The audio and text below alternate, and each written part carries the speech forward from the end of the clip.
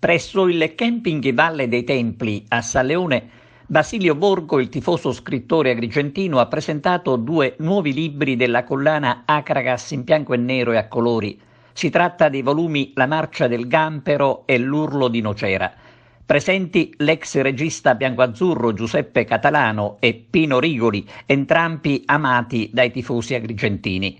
Basilio Borgo il prossimo mese, sperando che la Sicilia diventi nel frattempo zona bianca, presenterà l'ennesimo libro dal titolo storico, ovvero Clamoroso Alcibali, il trionfo dei giganti a Catania. Basilio Borgo riesce a raccontare anche a fumetti le partite con disegni davvero belli. Uno dei pregi di Basilio Borgo è che fa vivere la passione per il calcio disegnandone i gol.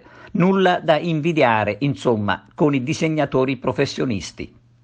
Basilio, la pandemia non ha bloccato il tuo lavoro di scrittore? Sì, effettivamente l'anno scorso, quando ci fu il primo lockdown, io ho prodotto più di 20 libri, tutti l'unica volta, proprio nel periodo in cui eravamo bloccati a casa. Con anche la tipografia, dato che non aveva tanto altro lavoro, ho usufruito delle mie pubblicazioni.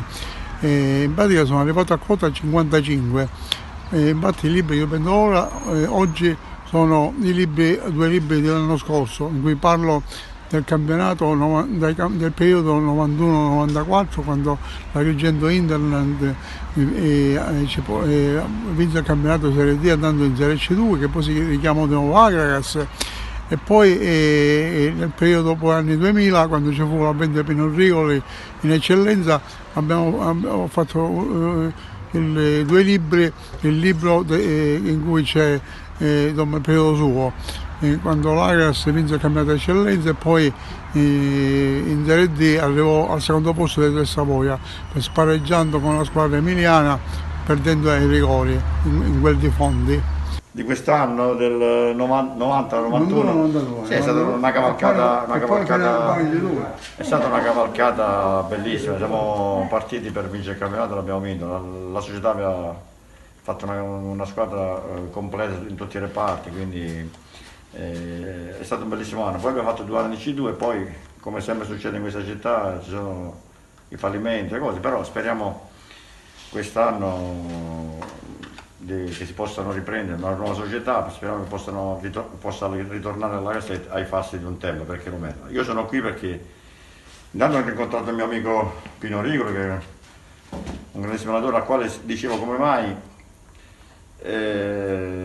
chiedevo spiegazione di Messina, perché io ho vissuto 4 anni a Messina in maniera splendida, però i tempi cambiano, quindi hanno fatto una cosa un attimino esonerata, mentre non aveva il Covid. È stata una cosa che è fuori dal mondo, però la vita ha insegnato a me, e penso anche a lui, che non ci dobbiamo più meravigliare di niente, perché viviamo in un mondo un attimino pericoloso. Di questa vicenda purtroppo ne abbiamo parlato, ma non si può commentare, non ci sono parole.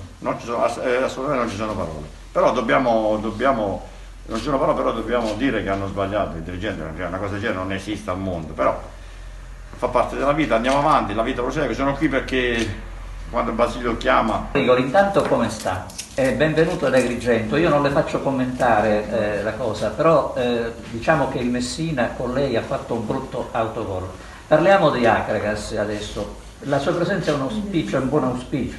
Ma me lo auguro per il futuro di Agrigento, calcistica, per l'Acragas, per tutto il popolo agrigentino, che questa città possa rivivere quello che ha vissuto in passato, perché ci sono stati dei momenti di calcio importanti. Non mi riferisco solo nella mia presenza, ma anche ancora prima ci sono stati dei momenti importanti con delle promozioni, quindi mi auguro che questo nuovo corso, questa nuova società possa ridare lustro a questa città. Comunque lei è ricordato sempre con affetto da Agrigento, la presenza anche da parte di Basilio che è sempre presente, lo vuole sempre presente, perché lei è una figura che non si potrà dimenticare. Ma guardi, pure io ricordo con affetto la città di Agrigento, e quindi se oggi sono qua tralasciando i miei impegni, che erano degli impegni importanti, sono venuto perché, a parte per vedere Basilio, perché anche lui ha passato un momento di difficoltà, e quindi mi ha fatto piacere rivedere degli amici, sono stato pure allo stadio per rivivere un po' lo stadio che per un po' di tempo l'ho vissuto con tanti ricordi importanti, e quindi a me venire ad Agrigento mi fa sempre piacere, e quindi per questo sono rimasto molto legato, il fatto che oggi sono qua lo dimostra.